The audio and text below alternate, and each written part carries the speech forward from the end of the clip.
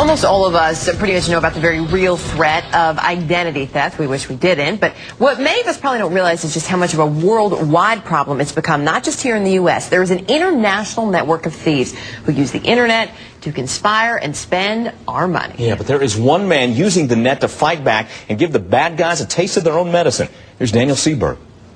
It's a sting operation to track down identity thieves. Dan Clements of CardCops.com shows us the bait. What we've done is we've built a fake website called GamerDiscounts.com in hopes of luring the hackers here. For 5 years, Dan has been a fly on the wall in underground chat rooms, virtual black markets where hackers sell what they steal, your personal profiles and credit card numbers. Dan monitors these rooms and gives the information to authorities. He makes his living by selling lists of stolen cards to merchants and consumers to fight fraud. Dan's latest plan is to design a fake retail site and trick the hackers into making purchases with stolen card numbers. Then he wants to trace the thieves. We're actually going fishing here for the hackers. We're creating an environment where they can come and put in their freshly hacked credit cards, and we can track them. We see where they're coming from, and then when we ship boxes, we're going to track them. Hackers break into computer systems, both online and at brick-and-mortar stores, and steal credit card numbers. Then they look for places to spend your money. Online merchants who don't ask a lot of questions. Websites that will sell you anything without matching your name to your credit card. Dan is setting up a fake site that fits the profile, and it looks like a real retailer. GamerDiscounts.com comes complete with products and prices, and even company job postings. If we come down here, we have a job, an actual gaming job for an engineer, so it looks like it's real. And it even has a help desk number. Hi, you have reached Gamer Discounts. We're sorry we can't take your call right now. With his fake site up and running, Dan says it's time to go fishing for ID thieves. To do that, team member Mike assumes a covert identity in the chat rooms, a trusted nickname, which we can't show you. We're going to say things like this site, Gamer Discounts, is easy to card. They have low security, limited security, very easy to order things. It's easy to bait and switch the address on them. He chats in hacker lingo, often riddled with abbreviations and misspellings. The whole point, remember, is to convince hackers that it's safe to use their stolen credit card numbers to order merchandise from Dan's fake website. Then it's wait and see if anyone takes the bait. 24 hours later, Dan checks the net to see what he's caught. It's a global assortment. Germany, Romania, Morocco, Indonesia, and Australia. So we have people from all over the world. It's 32 countries came to this site since last night. What does that tell you exactly? It tells us that, Americans are suffering identity theft at the hands of people from international countries. And the only way that these people could have known about the site is through the chat room. Yes, we started letting the chat room know that Gamer Discounts was online last night. So the only activity is international activity, and these are bad, bad people. A man claiming to be David Rome places an order for $1,200 worth of computer equipment to be shipped all the way to Indonesia.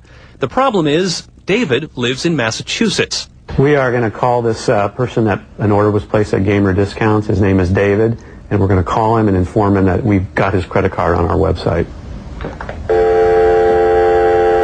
I received a phone call, and as a result of that, I thought that he was trying to commit some sort of fraud or was phony. The real David Rome in Massachusetts didn't know someone in Indonesia was trying to order goods with his stolen credit card number. He's understandably suspicious of Dan's message, but a little research confirms Dan's credentials, and David is thrilled that someone out there is trying to catch a thief.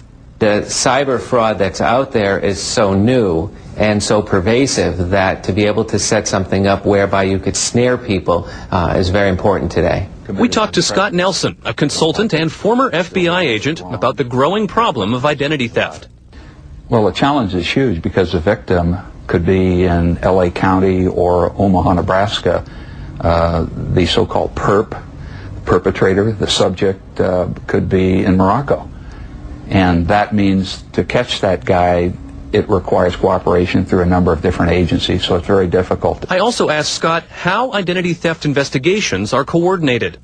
There's no lead agency. It depends on the type of crime. For example, if it's an identity theft that comes out of a mailbox, and that's a possibility, the postal inspectors would be the lead agency.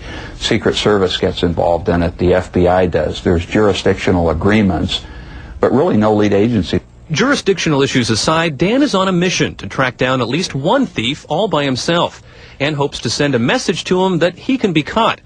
Dan doesn't fill the order to Indonesia. It would be difficult to trace all the way there. But he decides to ship to another thief here in the States. It's an order for 2 PlayStations, $350 worth of merchandise placed on GamerDiscounts.com with another stolen card.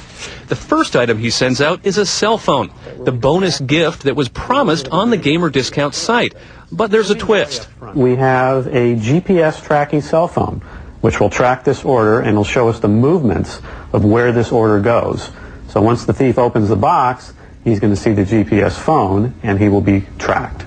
With the first package on its way, we can track the phone's whereabouts online. The box arrives at this medical building in Dallas and ends up near this busy intersection of a residential neighborhood across town. But Dan and his team can't bust down doors, even though they may have discovered where the suspect lives, but they do turn over evidence to authorities. So far, however, we don't know if any action has been taken against Dan's suspect. Even though Dan can't slap on the cuffs, our story isn't over just yet. He ships a second package to the same alleged credit card thief in Dallas. It's supposed to be the 2 PlayStations purchased with a stolen card. But instead, we're packing the box, and we're going to ship this box to Dallas today on one of these fraudulent orders. And in the box, we're going to put Catch Me If You Can, which is a little bit of a goon for the thieves to let them know that e-commerce is coming. We also have a book, the Best Identity Theft book, written by Bob Sullivan. We're going to put that in there. So it's kind of a message for the hackers that, hey, we're not going to stand for this. It's kind of a shot over the bow that e-commerce is not going to put up with this stuff anymore, that we're coming, we're fighting back. Mission accomplished, sort of. A poke in the eye for at least one identity thief, and a bit of satisfaction that at least one plot by one hacker was foiled. On the way, I'll be there Monday. All right. Daniel Seberg, CNN, Los Angeles. Now, there are many ways which ID thieves can really find your information online. Among them, by hacking into a database, planting a virus on your computer, or by setting up a phony website.